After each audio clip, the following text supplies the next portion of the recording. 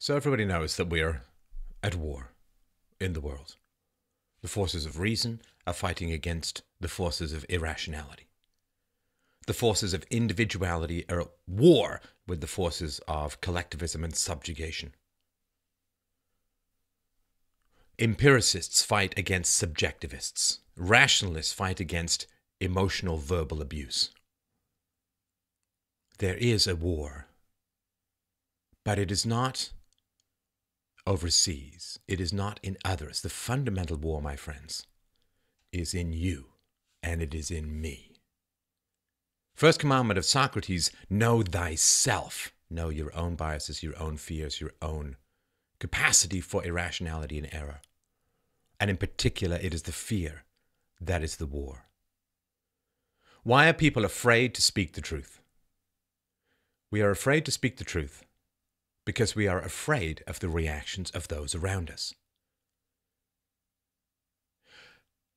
Now, the reactions of those around us might be that they get mad at us, or they call us names, or they block us on Facebook, or whatever.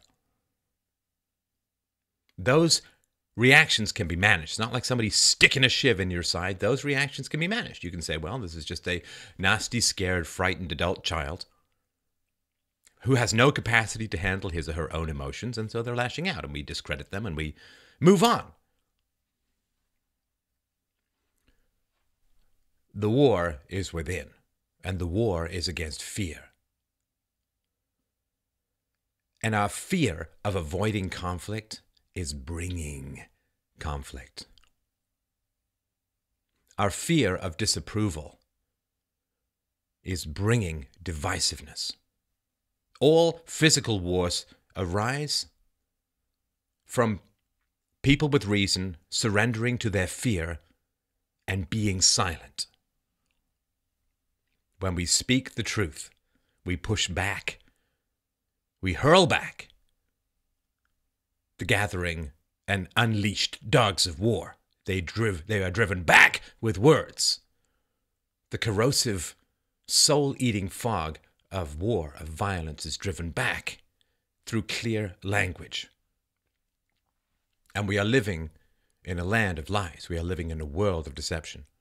As George Orwell said, in a time of universal deceit, telling the truth becomes a revolutionary action. And you must be a revolutionary. You cannot sit by. The masses have accumulated so many errors and such momentum, not through their own fault, but through the propaganda and lies of those who laughingly claimed to have educated them, but have in fact indoctrinated and brainwashed them into thinking that their history has no value, their culture has no value. All of the crystalline cathedrals of freedoms built on the blood, bones, and sacrifice of their ancestors have no values. The accumulated errors of the masses has reached such a breakout momentum that we must stop the pitchfork and torch-laden masses from their rush off the cliff. We must stop them, or they will carry us with them into nihilism, into nothingness, into mere history.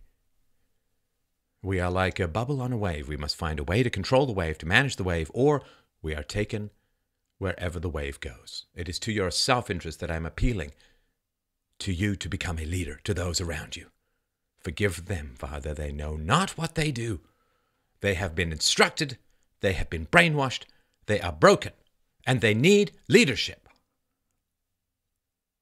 Not commandments, not bullying. They need clear leadership. It has to be you. It has to be you. If you listen to this show, you have accumulated enough knowledge. You have accumulated enough facts. You have accumulated enough evidence that you can and must bring this evidence to those around you.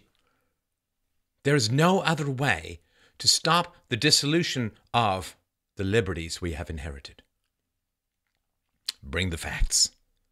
Stand tall in the face of the hysterical gales of nonsense that will smite you and attempt to push you over, should you dare to stand up and do the revolutionary act of speaking the mere truth in a world of lies.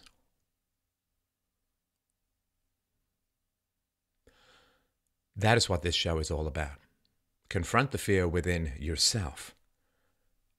Learn the glory of standing atop the mountains of the world and crying reason to all the four corners you can find. My friends, we are like stars in the night sky. The interstellar depths of ignorance and avoidance separate us, but with the internet, with this technology, with this conversation, we can join together and bring enough light to the world to illuminate all the dark places of fear and ignorance, evasion, avoidance, abuse. We can light it all up so that everyone can see what evil is, how it is defined, and therefore how to end it, how to reject it, how to disempower immorality. Now, I certainly think I'm doing my part as hard, as courageously, and as robustly as I know how. And I think the results speak for themselves. We've gone from 4 million views and downloads a couple of months ago to 10 million now. That's thanks to the work I'm doing and we're doing here at the show. That is thanks to you if you have liked, subscribed, shared, supported, donated to this show.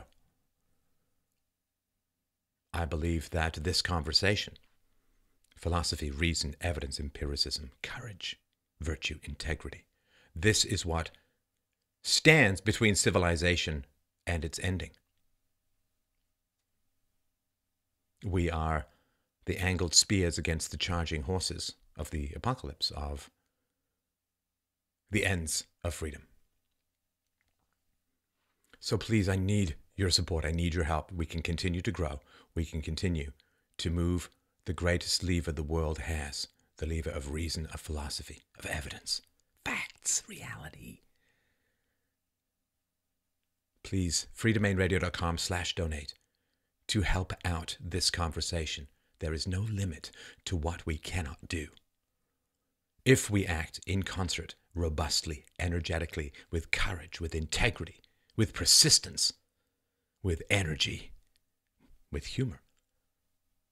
There is nothing that we cannot do, and we owe it to the future as we inherited these gifts from those who came before us, and we have the capacity to increase them. We must defend them and pass them to those who come after. We cannot be the link in the chain that breaks. With the weaponry in the world today, if civilization fails, there may be no recovery. So, please help out this show. Please like, subscribe, share. Bring these arguments to people. Bother them. Be the gadfly. Remind them. Awaken them. Support at freedomainradio.com/donate. Let us be the formerly isolated stars that gather together in the night sky to create